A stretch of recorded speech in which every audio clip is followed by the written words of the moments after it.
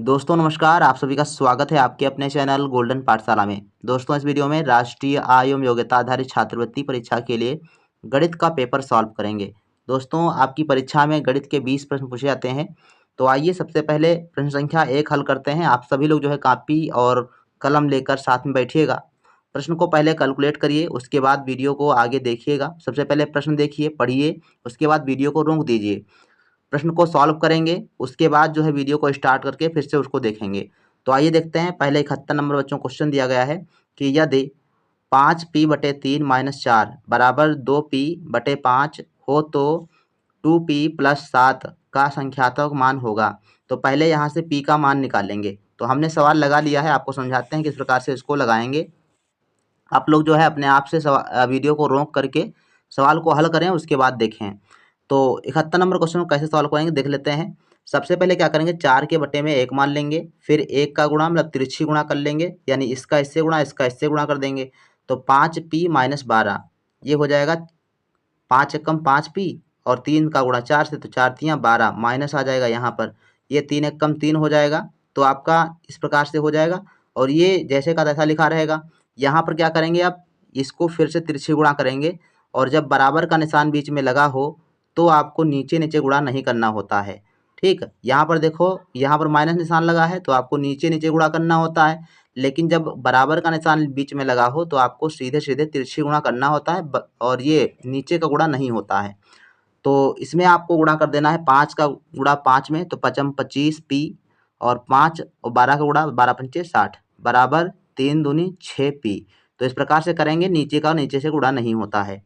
अब इसके बाद देखेंगे, 6p इधर ले आइए, 60 इधर ले जाइए, तो ये हो जाएगा 25p - 6p बराबर 60। तो 25p से 6p घटेगा तो 19p बचेगा, बराबर में 60 आपका लिखा है। अब p का मान निकालना है तो p बराबर में 60/19, 19 इधर गुणा में है, इधर आएगा तो भाग में हो जाएगा। तो p बराबर हमको जो है मिल जाता है 60/19। अब हमको मान ज्ञात करना है बच्चों 2p - 7 का। तो इसके लिए क्या करेंगे आप, 2p - 7 यहाँ पर p का मान डाल देंगे, तो 2 × 60/19 - 7। ठीक, अब इसको सॉल्व करेंगे तो देखो 60 का गुणा कर देंगे 2 से, तो 60 दूना 120 माइनस 19 का गुणा 3 से कर दो, तो 19 7 133, 133 से 120 घटेगा तो बचेगा माइनस का 13, तो माइनस का 13/19 सी ऑप्शन में आपका बिल्कुल सही जवाब हो जाएगा। इस प्रकार से इस सवाल को लगाएंगे। आशा है कि ये सवाल समझ में आया होगा, तो इसका सी ऑप्शन बिल्कुल सही जवाब हो जाएगा। इसके बाद देखो नेक्स्ट क्वेश्चन देखो, 72 नंबर बच्चों दिया गया था कि यदि x² + 1/x² बराबर 79 हो तो x + 1/x का मान ज्ञात करना है। इसको कैसे सॉल्व करेंगे, देखो यहाँ पर देखो 72 नंबर क्वेश्चन जो है, तो सबसे पहले क्या करेंगे, यहाँ पर x - 1/x का होल ऑफ स्क्वायर सूत्र लिख देंगे। ये सूत्र होता है a + b का होल ऑफ स्क्वायर से इसको खोल देंगे, तो ये हो जाएगा x² + 1/x² + 2 गुणे में x × 1/x। यहाँ से x और x कैंसिल हो जाएगा। अब यहाँ से क्या करेंगे, देखो इतने का मान हमको दिया गया है, ये मान दिया गया है 79, तो यहाँ पर आपको 79 डाल देना है और प्लस 2 आपका ये वाला आ गया, तो 79 और 2 जुड़ेगा तो 81 हो जाएगा। अब देखो यहाँ पर देखो x + 1/x का हमको मान ज्ञात करना है, इसके ऊपर स्क्वायर लगा है, तो क्या करेंगे, स्क्वायर हटाएंगे, इस पर रूट लग जाएगा, तो x + 1/x का मान कितना आएगा, 9 आ जाएगा। सी ऑप्शन आपका सही जवाब हो जाएगा। तो अब देखते हैं यहाँ पर देखो सी ऑप्शन में आपका 9 दिया गया है, बिल्कुल सही जवाब हो जाएगा। इसके बाद देखो 73 नंबर क्वेश्चन पूछा गया था, 0.07 बराबर होगा। तो ये देखो नीचे ऑप्शन में दिया गया है, प्रतिशत में दिया गया है, तो आपको प्रतिशत में बदलना है। तो कैसे बदलेंगे, 74 नंबर क्वेश्चन का देखो किस प्रकार से सॉल्व करेंगे। ये 0.07 दशमलव में जब संख्या आपको मिल जाए तो प्रतिशत में बदलने के लिए आपको 100 से गुणा करना है और प्रतिशत का निशान लगा लेना है। तो 100 से गुणा करेंगे और प्रतिशत का निशान लगा देंगे तो आपको 7% मिल जाएगा। ये दशमलव आपका देखो 2 अंक पर लगा है और 2 0 से गुणा होगा तो दशमलव आपका कट जाएगा, 7% बचेगा। तो 73 का राइट आंसर आपका हो जाएगा बी ऑप्शन। 74 नंबर प्रश्न है, एक व्यापारी अपनी दुकान की सभी वस्तुओं पर 20% छूट देकर भी 12% का लाभ कमाता है। 280 रुपये अंकित मूल्य की वस्तु का क्रय मूल्य होगा। तो इस सवाल को ट्रिक से लगाएंगे। आइए देखते हैं किस प्रकार से इसको सॉल्व करेंगे। सबसे पहले आपको ध्यान ये देना है कि जब ऐसा प्रश्न आपको मिल जाए जिसमें छूट भी दी जा रही हो और लाभ भी कमाया जा रहा हो, तो ऐसे प्रश्नों को हल करने के लिए मान लेंगे कि 100 रुपया जो है आपका क्रय मूल्य है और अगर क्रय मूल्य में जो छूट है वो घटा दी जाए तो आपका क्रय मूल्य मालूम हो जाएगा, अर्थात क्रय मूल्य हो जाएगा। अगर आपका प्रतिशत लाभ जो है ये जोड़ दिया जाए तो आपको अंकित मूल्य मालूम हो जाएगा। अब आपको ध्यान रखना ये है कि अंकित मूल्य की तुलना अंकित मूल्य से करनी है। अब अंकित मूल्य आपका देखो इसमें 280 रुपये दिया गया है, तो 280 रुपये ऊपर लिखेंगे, अंकित मूल्य को ऊपर लिखेंगे। और जो आपका जोड़ के मतलब लाभ जितना कमाया जा रहा है, क्रय मूल्य में लाभ जो जोड़े हैं 112 रुपये, इसको आपको नीचे लिखना है इसके, और गुणे में 80 कर देंगे, अर्थात जो हमारा क्रय मूल्य यहाँ से दूसरा वाला निकला है। तो अब इसको गुणा करेंगे और इसको काट करके हल कर लेंगे, आपका आंसर आ जाएगा। तो कैसे करेंगे, देखो ये आपका कट जाएगा 112 आपका कट जाएगा 8 से, 8 एकम 8 और 14 8 112, 14 से कट गया। और इसके बाद देखो 14 से 14 28, ये आपका 20 यहाँ हुआ, यहाँ 10 हो गया, 10 और 20 का गुणा करेंगे तो आपका 200 रुपये आ जाएगा। राइट आंसर आपका हो जाएगा ए ऑप्शन। आशा है कि ये सवाल आपके समझ में आया होगा। इसी प्रकार से और प्रश्न जब आप जो है प्रैक्टिस करेंगे तो आपको समझ में ज़्यादा आ जाएगा। इसके बाद देखो 75 नंबर बच्चों क्वेश्चन दिया गया है कि 100 लोगों की भोजन सामग्री 24 दिन तक चलती है। 100 लोगों की सामग्री 24 दिन तक चलती है। यदि 20 व्यक्ति उस स्थान से चले जाते हैं तो बची हुई भोजन सामग्री कितने दिनों तक चलेगी। ऑप्शन आपके देखो 30 दिन, 40 दिन, 96/5 दिन या फिर 120 दिन। तो इसका राइट आंसर क्या है, देखते हैं किस प्रकार से इसको लगाएंगे। हमने आपको इससे पहले जो आपका वीडियो दिया था उसमें हमने समझाया हुआ था कि इसको समानुपात समानुपात से हल कर लेंगे, बहुत ही आसान ट्रिक से हो जाता है। तो जैसे ये सवाल हमने लगाया हुआ है, इसको आप देखें कैसे। यहाँ पर देखो लोगों की संख्या पहले 100 थी, अगर लोगों की संख्या 100 है तो सामग्री चलती है 24 दिन। सामग्री कितने दिन चलती है, 24 दिन चलती है। अब कह रहा है कि 20 व्यक्ति जो है उस स्थान से चले जाते हैं, तो 20 जब चले गए तो 100 में से 20 घटाओ तो 80 बचे। अब 80 अगर व्यक्ति हैं तो जो सामग्री होगी वो ज़्यादा दिन चलेगी, 24 से ज़्यादा दिन चलेगी। तो जायज़ सी बात है तीर का निशान जो रहेगा इस वाले में आपका ऊपर की तरफ रहेगा और इसमें आपका नीचे तरफ हो जाएगा। जिधर संख्या बढ़ रही हो उधर की तरफ नोक रखेंगे और इसके बाद जो है इसको लिख लेंगे इस प्रकार से 80/100 और 24/x। यहाँ पर हमने x माना है कि मान लिया कि दिनों की संख्या x है। तो इसके बाद देखते हैं, इसको हल करेंगे तिरछी गुणा करके, ये हो जाएगा 80x और 100 का गुणा करेंगे तो 2400 हो जाएगा। इसके बाद देखो सॉल्व करेंगे तो x बराबर आएगा 80 नीचे आ जाएगा, भाग में काट देंगे इसको, 0 0 यहाँ से कैंसिल हो गया, 8 एकम 8 8 3 24 और 3 से गुणा करेंगे 100 में 10 में तो हो जाएगा 3 दहम 30। तो x बराबर कितना आया, 30 दिन आया। तो राइट आंसर आपका हो जाएगा ए ऑप्शन। इसमें देखो ए ऑप्शन आपका 30 दिन दिया गया है, बिल्कुल सही जवाब आपका हो जाएगा। इसी प्रकार से देखो नेक्स्ट क्वेश्चन आपका दिया गया है 76 नंबर है, √81 प्लस √0.81 प्लस 0.0081, इसका सरलीकृत मान क्या होगा ये पूछ रहा है।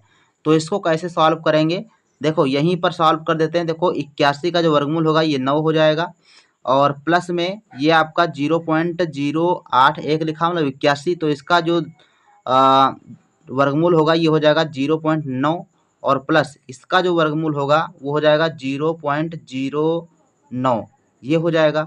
अब इसको जब जोड़ेंगे आप तो 9 आपका हो जाएगा पूरा पूरा और ये वाला 9 यहाँ पे आ जाएगा, दशमलव के नीचे दशमलव होना चाहिए और ये 9 आपका ये आ जाएगा। तो सी ऑप्शन आपका सही जवाब हो जाएगा। इसको ऊपर नीचे रखकर भी आप जोड़ सकते हैं।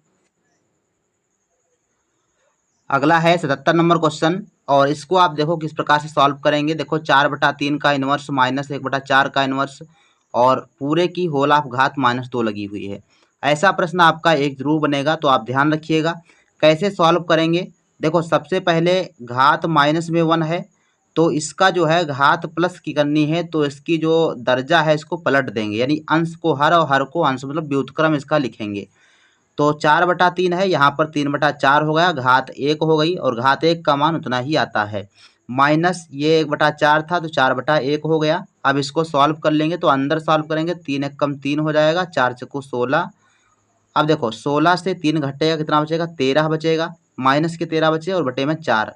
ऊपर घात माइनस में लगी है, अब इसको प्लस में घात करनी है तो दर्जा पलट दीजिए। तो माइनस का 4/13 आ जाएगा। 4 ऊपर आ गए, 13 नीचे। अब इसका स्क्वायर कर देंगे तो स्क्वायर करेंगे तो माइनस माइनस प्लस हो जाएगा, यानी जो माइनस की संख्या होता है इसका स्क्वायर क्या होता है, प्लस होता है। तो उसी प्रकार से ये आपका +16 और बटे में 169 आ जाएगा। राइट आंसर आपका बी ऑप्शन हो जाएगा। तो इस प्रकार से बी ऑप्शन सही है। इसी प्रकार से आपको सवाल हल करने हैं। इसके बाद देखो 78 नंबर क्वेश्चन जो है, समान ऊंचाई एवं समान त्रिज्या वाले बेलन शंकु एवं अर्धगोले के आयतनों का अनुपात है। अब इसमें कौन सा अनुपात होगा, आप सभी लोग लिखिएगा। तो सबसे पहले देखते हैं इसको कैसे सॉल्व करेंगे आप। बहुत ही आसान क्वेश्चन है, सिर्फ आपको सूत्र पूछे जा रहे हैं। अगर आप सूत्र मालूम है आपको तो आप सिंपल सी बहुत आसानी तरीके से कर सकते हैं। देखो ये आपका कुछ इस प्रकार से चित्र बनेगा। अगर आपको चित्र नहीं मालूम है बनाना तो भी आप कर लेंगे। देखो ये आपका अर्धवृत्त बना हुआ है, अर्धवृत्त है। कह रहा है कि अर्धवृत्त की जो त्रिज्या है और बेलन की जो ऊंचाई है और जो शंकु की ऊंचाई है ये बराबर हैं आपस में, ठीक। तो इस प्रकार से ये आपका अर्धवृत्त बनेगा, ये आपका शंकु हो गया और ये आपका बेलन हो गया। तो जो वृत्त अर्धवृत्त की त्रिज्या होगी r, ये ऊंचाई के बराबर हो जाएगी। तो r बराबर h, ठीक। यहाँ से आपका ये जो संबंध है निकल के आएगा। अब इसके बाद आपको बारी बारी से सबके सूत्र रखना है। यहाँ पर ये ध्यान रखेंगे, जैसे मान लो बेलन पहले दिया गया है तो बेलन को पहले लिखेंगे, फिर शंकु दिया गया शंकु को लिखेंगे और उसके बाद अर्धगोला। सीरियल से जैसे दिया गया है वैसे आपको लिखना है। अब इसके बाद इनका सूत्र डाल देना है। तो πr² h अनुपात 1/3 πr² h, ये आपका शंकु का आयतन होता है, ये बेलन का होता है, ये अर्धगोले का होता है। अब इसके बाद देखो जहाँ पर आपका h दिया गया है वहाँ पर हमने r डाल दिया और यहाँ पर h दिया गया तो यहाँ पर r रख दिया गया है। तो जहाँ पर h है वहाँ पर r रख सकते हैं क्योंकि यहाँ पर r बराबर h दिया गया है। अब इसके बाद देखो ये आपका हो जाएगा πr², यहाँ पर 2 घात, यहाँ पर 1 घात, तो हो गई 3 घात। 1/3 πr³ यहाँ हो गया, 2/3 πr³ यहाँ हो गया। अब अनुपात में है तो आपका ये कट सकता है, πr³, इसको कैंसिल कर देंगे। बचाएगा आपका इधर 1 बचेगा, इधर आपका 1/3, इधर 2/3। इस प्रकार से आप देखो इसको अगर हर बराबर कर लें, मतलब जो एलसीएम लेके इसको हल करें तो ये आपका 3 आपका नीचे ले लेंगे एलसीएम के रूप में, ये आपका 3 से गुणा हो जाएगा। 3:1:2 ये आपका सही आंसर डी ऑप्शन में हो जाएगा। इस प्रकार से सॉल्व करेंगे तो डी ऑप्शन इसका सही है, 3:1:2। इसके बाद देखो 79 नंबर क्वेश्चन, 345। इसके बाद देखो 22450 का मानक रूप क्या होगा, या फिर यूँ कहें कि वैज्ञानिक संकेतन क्या होगा। तो इसको सॉल्व करने का सबसे आसान तरीका ये होता है कि दाहिने तरफ से बाएं तरफ से, इधर ये बायां हाथ अपना होता है, तो बाएं तरफ से आपको एक अंक पर जो है दशमलव लगाना है। यहाँ पर आपको दशमलव लगाना है और दशमलव के दाहिने तरफ आप गिनिए कितने अंक हैं। यहाँ पर देखेंगे 2, यहाँ पर 2 और यहाँ पर 2, ये 2 2 4 1 5 और एक 6, 2 2 4 2 6 और एक 7 अंक हुआ। तो जब 7 अंक हुआ तो 3.45 गुणे 10⁻7 बनेगा, ठीक। तो राइट आंसर आपका हो जाएगा 3.45 गुणे 10⁻7, ये आपका सही हो जाएगा। दशमलव के दाहिनी तरफ जितने अंक हैं उतने 10 के ऊपर घात लग जाएगी, बाकी आपका एक अंक पर दशमलव और बाकी जो इधर संख्याएं लिखी हैं उनको उसी प्रकार से लिख देंगे। जितने जीरो होंगे उनको हटा देंगे। 80 नंबर क्वेश्चन जो है, एक चतुर्भुज का विकर्ण उसकी भुजा के बराबर होता है, इसका लंबा कोण होता है, मतलब सबसे बड़ा वाला कोण कितना होगा ये आपको बताना है। तो इसको देखो हल करने के लिए क्या करेंगे, तो ये आपका देखो समचतुर्भुज बनाया हमने।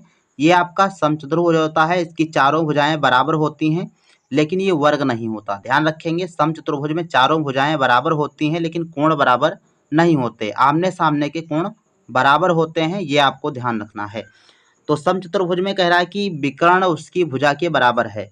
तो यहाँ पर ये देखेंगे ये जो भुजाएं आपकी होती हैं तो चारों बराबर होती हैं, तो एक भुजा जो है एक विकर्ण के बराबर है। अब आप ये सोचिए कि जो लंबी वाली विकर्ण है ये तो इस भुजा के बराबर नहीं होगी, तो छोटी वाली जो भुजा होगी, छोटा वाला जो विकर्ण होगा वो भुजा के बराबर होगा। तो कहने तात्पर्य ये है ये वाली भुजा, ये भुजा, ये भुजा, ये भुजा आपकी बराबर है और ये वाला आपका विकर्ण बराबर है। तो कहने का तात्पर्य ये है कि आप ये देखें कि ये वाला त्रिभुज एक बन गया, ये त्रिभुज बना, एक दूसरा त्रिभुज ये बना, तो दो त्रिभुज, ये दोनों त्रिभुज क्या है, इनकी भुजाएं बराबर हैं। तो जब भुजाएं बराबर हैं तो ये क्या बना, समबाहु त्रिभुज बना। और समबाहु त्रिभुज में कोण जो होता है वो 60 अंश का होता है। ठीक, तो इस प्रकार से ये वाला कोण 60 अंश, ये कोण 60 अंश, ये कोण 60 अंश, ये वाला कोण 60 अंश होगा, ये कोण 60 अंश और ये वाला कोण 60 अंश। तो इस प्रकार से अगर ये देखें तो ये वाला कोण तो 60 अंश है, ये वाला कोण 60 अंश पूरा यहाँ से लेकर यहाँ तक, तो ये तो छोटा कोण हुआ। लेकिन यहाँ पर देखेंगे तो ये वाला 60 कोण और ये वाला 60, तो दोनों को मिलाकर ये कोण पूरा बन रहा है। तो ये समचतुर्भुज का जो बड़ा वाला कोण होगा 60 कितना हुआ, 120 अंश का। तो इस प्रकार से 60 + 60 बराबर 120 अंश आपका राइट आंसर हो जाएगा, फर्स्ट ऑप्शन। इस वीडियो में 80 तक के प्रश्नों को हल करा दिया है, यानी 10 प्रश्न इस वीडियो में हमने हल कराए हैं। वीडियो काफ़ी लंबा हो रहा है, तो आप सभी लोग जो है अगली वीडियो का इंतजार करेंगे। 81 से लेकर 90 तक के प्रश्नों को अगली वीडियो में हल कराएंगे। तो मिलते हैं फिर नेक्स्ट वीडियो में, तब तक के लिए धन्यवाद। जय हिंद।